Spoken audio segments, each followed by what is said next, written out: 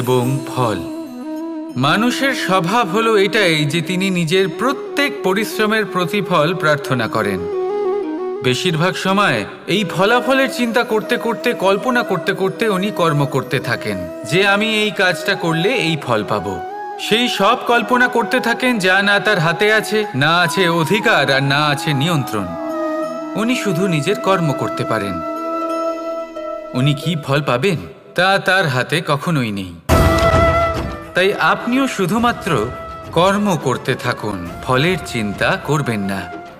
মনে রাখবেন, শিকড় এবং শাখা যেভাবে একে অপরের সাথে জড়িয়ে, সেইভাবেই একে অপরের সাথে জড়িয়ে কর্ম এবং ফল। যেরকম কর্ম আপনি করবেন সেরকম ফল আপনি অবশ্যই পাবেন। তাই এই ফলের আশায় কর্মের সময় কখনোই নষ্ট করবেন না, কারণ যে ব্যক্তি সময় নষ্ট করেন, সময় সেই ব্যক্তিকে অবশ্যই নষ্ট করে দেয়। কর্ম করুন নিঃস্বার্থভাবে, ফলের চিন্তা করবেন না, আর আমার সাথে ভালোবেসে বলুন রাধা রাধা। কাল, আজ এবং কাল। আমাদের সমগ্র জীবন এই তিনটির আশেপাশেই ঘুরতে থাকে। আমরা সবসময় বিগত সময়ের বিষয়ে ভাবতে থাকি। অতীতে যদি আমাদের দ্বারা কোনো ভুল হয়, সেই বিষয়ে ভেবে ভেবে আমরা সবসময় অনুতাপ করতে থাকি। এটা উচিত নয়। দেখুন, অতীতের থেকে শিক্ষা লাভ করা অত্যন্ত আবশ্যক, কিন্তু সেই ভুল যাতে আবার না হয় সেই কাজটা কিন্তু আপনাকে বর্তমানেই করতে হবে, তাই না?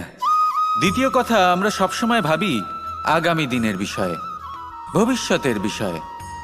আমরা ভাবি যে কাল করে নেব, আজ এই কাজ করতে পারছি না, কোনো ব্যাপার নয়, কাল করে নেব। আজ কাজটা শুরু করতেই পারলাম না, কোনো ব্যাপার নয়, কাল করে নেব। আজকের দিনটাই ভালো ছিল না, কোনো ব্যাপার নয়, সেটা কাল করে নেব। ব্যাপারটা বুঝুন, আপনি নিজের সময় নষ্ট করছেন। দেখুন, এই যে কাল, তা কখনোই আপনার হাতে আসবে না। তাই যে কাজ করতে চান সেটা আজকেই করুন, অন্তত শুরুটা করুন। কারণ এই আগামী সময় তা সবসময় আপনার থেকে এক কদম আগে থাকবে, একদিন এগিয়ে থাকবে। জানেন কেন? কারণ এই কাল আপনার জন্য অপেক্ষা করবে না, সেই জন্য আপনিও এর জন্য অপেক্ষা করবেন না। যা করার তা আজকেই শুরু করুন। কারণ যে বর্তমানে নিজের ভিত স্থাপন করেন না, ভবিষ্যৎকালে তার সুন্দর শক্তিশালী ভবন কখনো নির্মাণই হয় না। আসুন আর আমার সাথে ভালোবেসে বলুন রাধা রাধা। ধৈর্য। এই ধৈর্য কি কোনো গুণ, কোনো অনুভূতি, কোনো দৃষ্টিভঙ্গি? আমার জন্য ধৈর্য এক বাহন। আপনি হয়তো ভাবছেন, এই কেমন বাহন? বাহন তো ঘোড়া হতে পারে, হাতি হতে পারে, উটও হতে পারে, কিন্তু ধৈর্যকে বাহন বানানো মানে? চলুন আপনাকে একটা কথা বোঝাই। পৃথিবীতে এমন কোনো বাহন নেই যে তার আরোহীকে আছড়ে ফেলেনি। সেটা উট হোক বা হাতি হোক বা ঘোড়া হোক, চলতে চলতে কখনো নড়বড় করেই বসে। তারপর সেই আরোহী পরে কারোর পায়, তারপর পরে তার নিজের নজরে। কিন্তু ধৈর্যরূপী বাহন কখনো কাউকে ফেলে না, কখনো না। না সেই আরোহী কারোর পায়ে পড়ে, আর না তো নিজের নজরে। কারণ ধৈর্য আপনাকে বিবেক প্রদান করে, বিবেক আপনাকে পরিকল্পনায় সাহায্য করে, আর পরিকল্পনা প্রদান করে আপনাকে শক্তি, আপনার লক্ষ্যের দিকে অগ্রসর হওয়ার। বুঝলেন? ধৈর্যকে সঙ্গে রাখুন, নিজেকে আরো ধৈর্যশীল করে তুলুন। এই ধৈর্যের সাহায্যে আরোহণ করে দেখুন কিভাবে এই বাহন আপনাকে আপনার গন্তব্যে পৌঁছে দেবে। রাধা রাধা। কথায় বলা হয়, জীবনে ভালোবাসাই হলো সুখের মূল। এটা সত্য। এবার প্রশ্ন হলো এটাই যে এই ভালোবাসা কার সাথে করা উচিত? যদি আপনি কিছুক্ষণের জন্য সুখ পেতে চান, তাহলে ভালোবাসুন নিজের রুচি মতো। যদি আপনি কিছুদিনের জন্য সুখ পেতে চান, ভালোবাসুন নিজের বন্ধুদের। যদি আপনি কয়েক মাসের জন্য, কয়েক বছর বা অনেক বছরের জন্য সুখী হতে চান, তাহলে ভালোবাসুন নিজের পরিবারকে, মাতা পিতা, নিজের সন্তান, স্বামী স্ত্রী, নিজের আত্মীয়দের। কিন্তু যদি আপনি চিরকালের জন্য সুখী হতে চান, তাহলে ভালোবাসতে হবে শুধু নিজের কর্মগুলিকে। কারণ সম্পর্ক যেমনই হোক না কেন, কখনো না কখনো ভেঙে যাবেই। এই সংসার হলো এমনই যে যাদের সঙ্গ আমরা পাই তাদের সঙ্গ একদিন ত্যাগ করতে হয়। শুধু কর্মই হলো এমন এক সঙ্গ যা কখনো আপনাকে ত্যাগ করবে না। আপনার মৃত্যুর পরেও এই কর্ম আপনাকে বাঁচিয়ে রাখবে। তাই সবসময় মনে রাখবেন, এই কর্ম ধর্ম মনে করে পালন করা উচিত। জীবনের শেষ মুহূর্ত পর্যন্ত কর্মকে ভালোবাসুন, জীবনের শেষ মুহূর্ত পর্যন্ত সুখে থাকবেন। আর আমি তো সবসময় বলি, শুধু কর্ম করতে থাকো, ফলের চিন্তা করো না। তাহলে আসুন আর আমার সাথে ভালোবেসে বলুন, রাধা রাধা। জীবনে ক্ষমা চাওয়া তাও কিছুটা সহজ, ক্ষমা করতে পারা অত্যন্ত কঠিন। ক্ষমা 2 অক্ষরের এই শব্দ হতে পারে, কিন্তু অত্যন্ত বড় এই শব্দ, অত্যন্ত গুরুত্বপূর্ণ এই শব্দ। কখনো কখনো অন্য কাউকে ক্ষমা করে দেওয়া তাও কিছুটা সহজ কাজ, কিন্তু নিজেকে ক্ষমা করতে পারা অত্যন্ত কঠিন হয়ে দাঁড়ায়। অতীতে যদি আমাদের এমন কোনো ভুল হয় যে কারণে আমরা নিজেকে ক্ষমা করতে পারি না, অনেক সময় এমন কিছু ভুল করে বসি যে বিষয় শুধু আমরাই জানি, কিন্তু আমরা নিজেকে ক্ষমাই করতে পারি না। আর আমাদের বিকাশ সেখানেই স্তব্ধ হয়ে যায়। কারণ যদি আপনি ক্ষমা করতে না শেখেন, নিজেকে ক্ষমা যদি না করতে পারেন, তাহলে তা আপনার জীবনের সবথেকে বড় বাধা হয়ে দাঁড়াবে। সেই জন্য জীবনে অবশ্যই শিখুন যে কিভাবে নিজেকে ক্ষমা করতে হয়, আর শিখুন যে আগের করা ভুল আবার কি করে না করা যেতে পারে। এই মন হালকা হবে আর প্রসন্ন হয়ে বলবে, রাধা রাধা। আমি অনেক মানুষকে এটা বলতে শুনেছি যে মানুষ মানেই ভুলের বাক্স, মানুষ নাকি ভুলে ভর্তি পুতুল। আর এটাই সত্যি। দেখুন, ভুল কার দ্বারা হয় না, প্রত্যেকের দ্বারা হয়। আর একটা নয়, অনেক ভুল হয়। কিন্তু মনে রাখবেন, তাদের বস্ত্রতেই কাদা লাগে যারা কাদা পরিষ্কার করার প্রচেষ্টা করেন। তাহলে যেখানে চেষ্টা আছে সেখানে ভুল তো হবেই। এবারে যদি আপনি কোনো নতুন সংকল্প করতে যান, কোনো বড় কাজ করতে যান, আর আপনার দ্বারা কোনো ভুল হয়ে যায়, তাহলে কোনো ব্যাপার নয়, তার জন্য পস্তাবেন না। নিজের ভুলটাকে চিনুন, তাকে বুঝুন, তাকে শুধরাবার চেষ্টা করুন। আর সব থেকে জরুরি কথা, নিজের ভুল থেকে শিখুন। তাদের হাত থেকেই রক্তপাত হয় যারা কাঁটার মধ্যে লুকোনো ফুলকে খোঁজার চেষ্টা করে। তাই মনে রাখবেন, যে জীবনে কোনো ভুল করেনি সে জীবনে নতুন কিছু করার কোনো চেষ্টাও করেনি। এই ভুল আপনার সব থেকে বড় শিক্ষক। তাই সেটাতে দুঃখী হবেন না, তার জন্য পস্তাবেন না। এই ভুলকে সম্ভ্রম করতে শিখুন।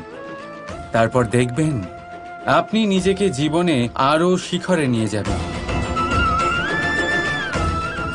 রাধা রাধা।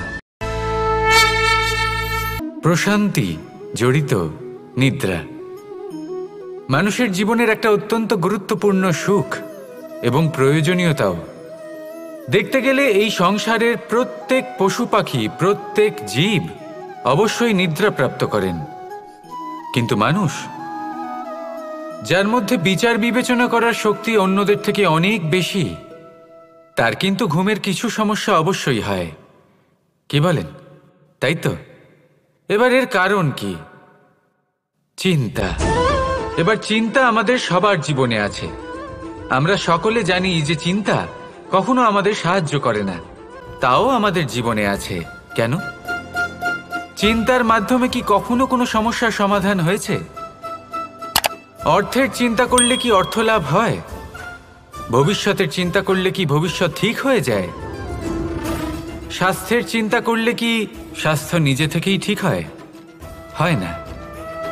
তাহলে এই সব কিছু থেকে আমাদের একটা ছোট্ট শিক্ষা অবশ্যই লাভ করা উচিত।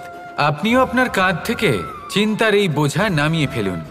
আর এই সব ইচ্ছে একত্রিত হয়ে আমাদের মনে চিন্তা উৎপন্ন করে।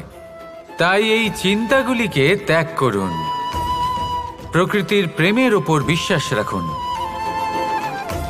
মনে রাখবেন, যিনি চিন্তামুক্ত হবেন তিনি চিতামুক্ত হবেন। সুখের নিদ্রা প্রাপ্ত করুন, আর নিদ্রায় যাবার আগে আমার সাথে ভালোবেসে বলুন, রাধা রাধা। কখনো কখনো আমরা ভাবি যে কোনো ব্যক্তি যিনি ধর্মের পথে চলেছেন, যদি তার দ্বারা কোনো ভুল হয়ে থাকে তাহলে নিয়তি তাকে সেই মুহূর্তেই কঠোর শাস্তি দেন। কিন্তু সেই সব মানুষ যারা সংসারের সবথেকে বড় অধর্মী, বহু নিকৃষ্ট মানের কাজ করেন, তাদের নিয়তি অনেক সুযোগ দেন। তাদের নিয়তি এরকম কঠোর প্রহার করেন না। এই ভাবনা কখনো না কখনো মনে আসেই। ভেবে দেখুন কেন? আসলে জীবনকে বেশিরভাগ মানুষ একভাবেই দেখে থাকেন, বিভিন্ন স্তরে একে দেখা উচিত। এবার আপনি বলুন, এই সংসারে কোনো অধর্মী কখনো প্রেরণার উৎস হতে পারেন? কখনোই নয়। যে মানুষ নিজের আত্মাকে মলিন করে ফেলেছেন, তিনি এই সংসারকে কিভাবে প্রেরণা যোগাবেন? উনি নিজেই বুঝতে পারেন না কোনটা করা উচিত, ধর্ম কোনটা। তাই নিয়তি তাকে একটা সুযোগ দেন। এটা বোঝার সুযোগ দেন যে কোনটা উচিত, কোনটা ধর্ম। সুযোগ দেন নিজের বিবেক জাগিয়ে তোলার। তাকে সুযোগ দেন নিজের অন্তরাত্মার ডাক শোনার। যখন তাতেও কাজ হয় না, তখন নিয়তির কাছে একটাই পথ বাকি থাকে, আর তা হল মহাবিনাশ। মহাবিনাশ হয়তো দেরিতেই আসতে পারে, কিন্তু তা অবশ্যই আসবে। আর যখন মহাবিনাশ আসে, তখন মহাবিনাশের যন্ত্রণা সমগ্র মানব জীবনের যন্ত্রণার থেকে অনেক বেশি হয়। এই কথাটা সবসময় মনে রাখবেন। আর অন্যদিকে যে মানুষ ধর্মের পথে চলছেন, তার দ্বারা যদি কোনো ভুল হয়ে থাকে, তখন নিয়তি তার পরীক্ষা নেন। কিছুক্ষণের জন্য মানুষের মনে হতে পারে নিয়তি তাকে কঠোর শাস্তি দিয়েছেন, কিন্তু সময়ের সাথে আমরা সবাই দেখি যে যখন সেই মানুষ সেই পরীক্ষায় উত্তীর্ণ হন, এই সমস্ত সংসারের জন্য প্রেরণার উৎস হয়ে ওঠেন।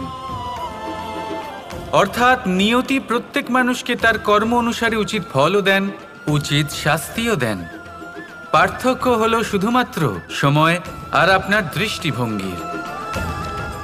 তাই ধর্মের পথে চলুন আর আমার সাথে ভালোবেসে বলুন, রাধা রাধা। এই সংসারে সবচেয়ে বড় পাপ কি হতে পারে? কেউ বলবেন অসত্য, কেউ বলবেন ছলনা, আবার কেউ বলবেন লালসা। না, সংসারে সবচেয়ে বড় পাপ হলো নারী জাতির অসম্মান, নারীর মান ভঙ্গ করা। কারণ এই অপরাধ কেবল নারীর শরীরকেই নয়, বরং তার মন আর আত্মাকেও আহত করে থাকে। তাহলে এবার প্রশ্ন হলো, যে এই অপরাধ করেছে তাকে কি শাস্তি দেওয়া উচিত? কেউ বলবেন শারীরিক যন্ত্রণা, আর কেউ বলবেন মৃত্যুদণ্ড। কিন্তু এই অপরাধের শাস্তি নির্ধারণ করার আগে এটা জানার কি কোনো প্রয়োজন নেই যে অপরাধী আসলে কে? এখন আপনি বলবেন সহজ ব্যাপার, সেই পুরুষ যে নারীর মান ভঙ্গ করেছে। কিন্তু এ কি সম্পূর্ণ সত্যি? নিজের অপমানের জন্য, নিজের সম্মানকে নিজেই হারানোর জন্য কখনো নারী কি নিজে দায়ী হতে পারে না? ভেবে দেখুন, সম্মানহানির থেকে বাঁচার জন্য সর্বপ্রথম সম্মানের সীমার ওপর নজর দেওয়া প্রয়োজন। রাবণ সীতার হরণ এই জন্যই করতে পেরেছিলেন, কারণ সীতা নিজের বোকামোর জন্য রাবণের সেই সীমা উল্লঙ্ঘন করা সহজ করে দিয়েছিলেন। কিন্তু অশোক বাটিকাতে সেই সীতাকেই রাবণ স্পর্শ পর্যন্ত করতে পারেননি, কারণ সে রাবণ আর তার মাঝখানে ঘাস দিয়ে একটা ছোট রেখা বানিয়ে দিয়েছিলেন। জীবনে না বলতে শিখুন, যদি কেউ আপনার সম্মানের সীমা পার করতে চেষ্টা করে তাহলে তাকে সেখানেই আটকাতে শিখুন। আপনার ওপরে ওঠা প্রথম হাত, প্রথম কটাক্ষ ওইখানেই আটকাতে শিখে নিন। তখন কোনো পুরুষের সাহস হবে না আপনাকে আবার অপমান করতে চেষ্টা করার, কারণ নারী জননী, পূজনীয়। তাই নিজেকে দুর্বল মনে করে আপনি অপরাধী হবেন না। রাধা রাধা। আমাদের জীবনে অত্যন্ত গুরুত্বপূর্ণ একটা আশা বসবাস করে, বিশ্বাসের রূপে। বিশ্বাস যা আমরা ঈশ্বরের ওপর করি, ভাগ্য, প্রারব্ধের ওপর করি, নিয়তির ওপর করি। যখনই ভালো কিছু হয় আমরা বলি এ হলো ঈশ্বরের দয়া, যখন খারাপ কিছু হয় আমরা বলি এ হলো ঈশ্বরের মায়া। কখনো ঈশ্বর বা ভাগ্য বা প্রারব্ধ বা নিয়তি। আপনি নিজে কোথায় তা কখনো ভেবেছেন? আপনি বিশ্বাস করছেন ঈশ্বরের উপর, প্রারব্ধের উপর, কখনো নিজের উপর করেছেন? আমি আপনাকে একটা সহজ কথা বলি, যদি আপনি ঈশ্বরের উপর বিশ্বাস রাখেন, শুধুই ঈশ্বরের উপর বিশ্বাস, তাহলে আপনি সেটাই পাবেন যেটা আপনার ভাগ্যে লেখা রয়েছে। কিন্তু যদি আপনি নিজের উপর বিশ্বাস রাখেন, আত্মবিশ্বাস রাখতে শেখেন, তাহলে ঈশ্বর আর নিয়তি দুজনে মিলে আপনার ভাগ্যে সেটাই লিখবে যা আপনি চাইছেন। তাই মনে রাখবেন, সাফল্যের পথ হলো এই বিশ্বাস। নিজের আত্মবিশ্বাসকে ধরে রাখতে শিখুন, দেখবেন আত্মা প্রসন্নতায় ভরে উঠবে। তাহলে আসুন এই প্রসন্ন ভাব নিয়েই বলুন রাধা রাধা।